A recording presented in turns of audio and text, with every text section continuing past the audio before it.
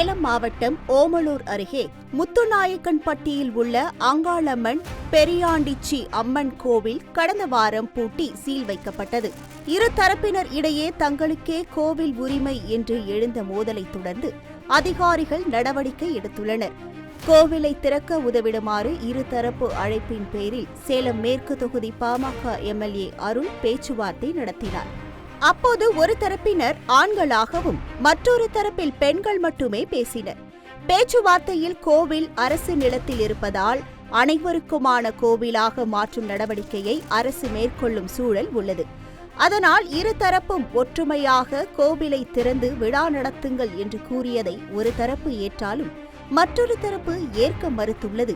தொடர்ந்து பெண்கள் எதையும் கேட்காமல் பேசியதால் ஆவேசமடைந்த எம்எல்ஏ அருள் பெண்களை பார்த்து, உங்கள் வீட்டில் ஆம்பளை எவனுமே இல்லையா, எல்லாம் என பேசியதால் பரபரப்பு ஏற்பட்டது. இதை கேட்ட அந்த பெண்கள் எம்எல்ஏவிடம் கையெடுத்து கும்பிட்டு இப்படி பேச வேண்டாம் என கதறி அழுத காட்சி சமூக வலைத்தளங்களிலும் ஊடகங்களிலும் பேசும் பொருளாக மாறி விஸ்வரூபம் எடுத்து வருகிறது.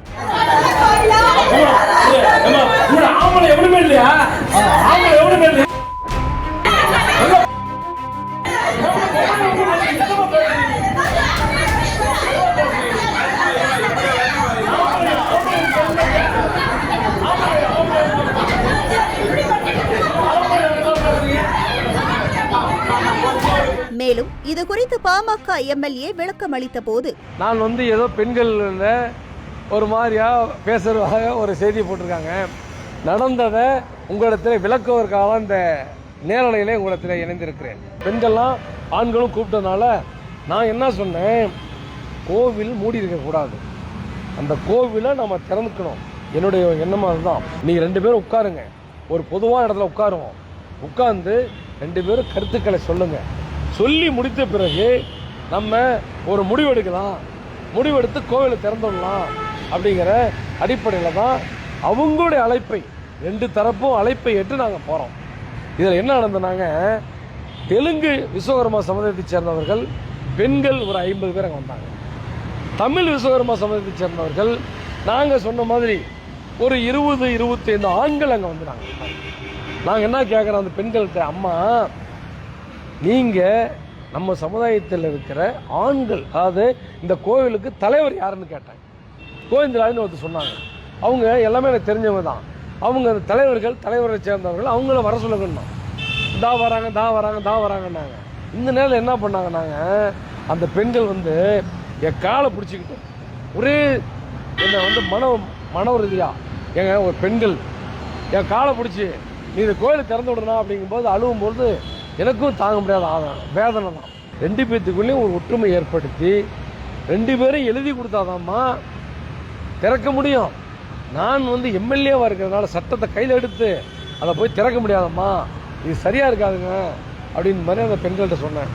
அவங்க பேசவே என்னை விடலை.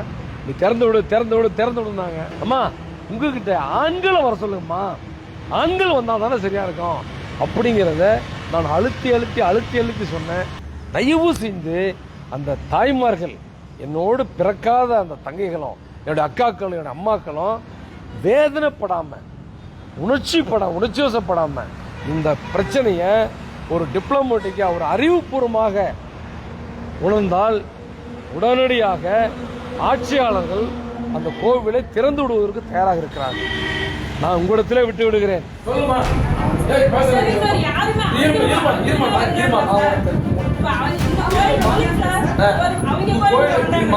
உங்க கோயிலை காப்பாற்றுறதுக்கு அவங்க பெண்கள் வரணுமா? அவங்க பெண்கள் வந்தாங்களா? எங்ககிட்ட கேட்கிற கேள்வி அவங்க கிட்ட கேளு. சாதி உரிமை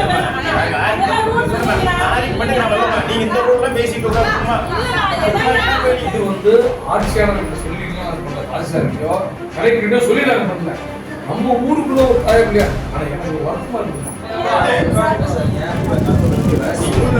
வர முடியுமா?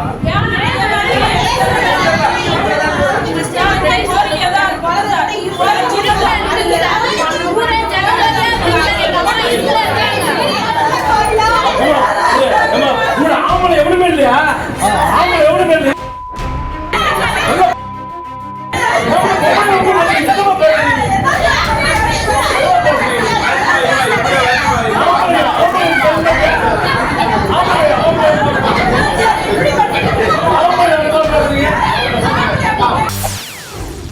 செய்திகளை உடனுக்குடன் தெரிந்து கொள்ள உடனே சப்ஸ்கிரைப் பண்ணுங்க.